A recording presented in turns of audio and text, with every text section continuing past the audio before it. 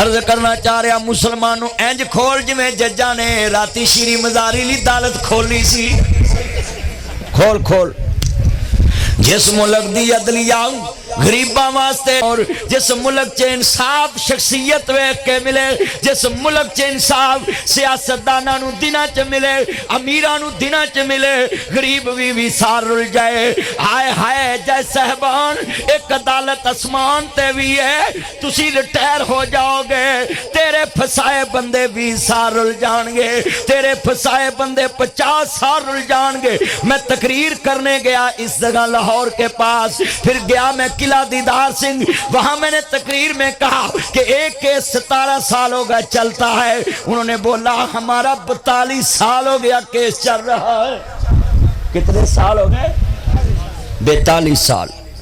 مولویاں دا پرچہ ہوئے دالتاں سزاواں اسے والے دیندیاں نے مولویاں دا پرچہ ہوئے پولیس اسے والے پھڑ دیئے یہ حساب دینا پڑے گا تمہیں ہمارا پرچہ ہو جائے ہماری ماں بہنوں کی عزت پمال کر کے تم دیواریں پھلان کے لے جاتے ہو ان کو تم رات کے اندھیرے میں چھوڑ دیتے ہو ان کو تم اپنی گاڑیوں پہ بٹھا کے ان کے گھروں تک لے جاتے ہو یہ بدماشوں کی بدماشی بالکل تم برداشت کرو یہ کر سکتے ہو مگر ایک اللہ کی عدالت ہے وہاں کسی بدماش کی بدماشی نہیں چلے گی کسی گنڈے کی گنڈا گردی نہیں چلے گی کسی کائنات کے وڈیرے کی جگیرداری نہیں چلے گی قرآن کہتا وامتاز اليوم ایھا المجرمون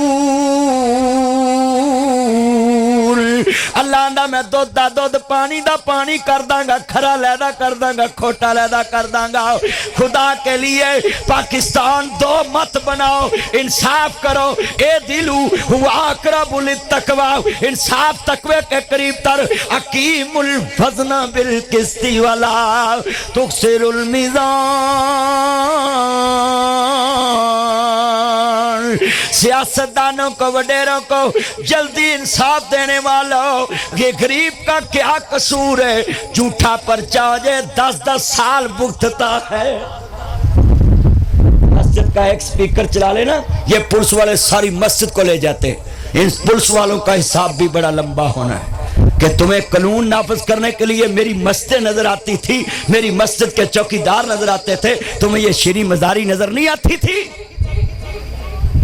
یہ کہاں کا قانون ہے کہ جس پہ جرم لگا ہو جھوٹا ہو سچا ہو اس کو ثابت کرنے کے لیے اس کو پکڑا جائے اور اس کو کہو چھوڑو اس کو اور اس نے جنرل باجوہ صاحب کے خلاف جو بکواس کی اگر یہ بات کسی مولوی نے کی ہوتی تو ان اداروں نے سارے گھر کو اٹھا کر لے جانا تھا اور مائیں روتی رہنی تھی بہنیں روتی رہنی تھی خاندان روتا رہنا تھا انہوں نے کہنا اٹھاؤ ان سب کو اب ہم کہتے ہیں وہ شیریں مزاری کی لڑکی نے پورے پاکستان کے چیف آف آرمی سٹاف کو للکارا ہے اب کہاں گئے وہ ادارے جو ان کو پکڑتے نہیں ہیں ساری زندگی ہم اداروں کے دفاع میں گزار دی بھائی پاکستان کی فوج نے پاکستان بچایا ہے نہیں تو تم لیبیا بن جاتے تم سوریا بن جاتے تم یمن بن جاتے تم عراق بن جاتے یہ پاک فوج ایک آدمی کا نام نہیں ہے یہ پورے پاکستان کے ماؤں نے بچے پیش کیے ہیں پاکستان کے لیے اور انہوں نے شام شہادت نوش کر کے تمہیں پاکستان ایٹمی بنا کر اس کو محفوظ کیا ہے اداروں کی عزت ہے یہ ادارے جاگتے ہیں تو تم سوتے ہو یہ پاک فوج ہے تو تم پوری دنیا کی آنکھوں میں آنکھیں ڈال کر بات کرتے ہو اور یہ ہم کیا روش نکلی ہے ہم اپنا کیس ہوتا ہے تو ہم آرمی پہ ڈال دیتے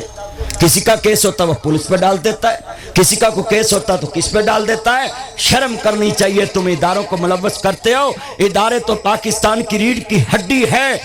اگر یہ فوج نہ ہو تو امریکہ تمہیں کچا کھا جائے یہ تمہارا ہمسایہ ملک تمہیں کھا جائے آج ہاتھ کھڑے کر کے وعدہ کریں ہم نے اپنی پاک فوج کے خلاف بکواس کرنی یہ بکواس کرتے ہیں جو اپنے اداروں کے خلاف زبان کھولتے بھئی یہ ایک فرد کا نام نہیں ہے اس میں کسی کا بیٹا شہید ہے کسی کا خامد شہید ہے کسی کا بھائی شہید ہے کسی کا عزیز شہید ہے یہ شہداء نے قربانیاں دی ہے تو آج پاکستان وجود میں میرے بچوں کبھی بھی اپنی آرمی کے خلاف پوسٹیں مت شیئر کرو اور میں اداروں سے کہوں گا کہ شیریں مزاری کی بیٹی کو گرفتار کرو اس کو جرت کیسے ہوئی کہ پاک فوج کے سربراہ کو جناب جلال سر عام کہا جائے کہ یہ باجوہ کا کام ہے؟ وہ کچھ چھوٹی چیز کا نام ہے باجوہ؟ وہ ایٹمی طاقت کا چیف آف آرمی سٹاف ہے. ہم سلوٹ کرتے ہیں اس کو کہ جس نے افغانستان میں امن لا کر دنیا کو پیغام دیا ہے کہ پاک فوج کا بگاڑنے والوں تم تو ادھر سے ذلیل ہو کر نکلے. اونچی آواز سے میرے ساتھ نعرہ لگانا ہے، پاکستان کا مطلب کیا؟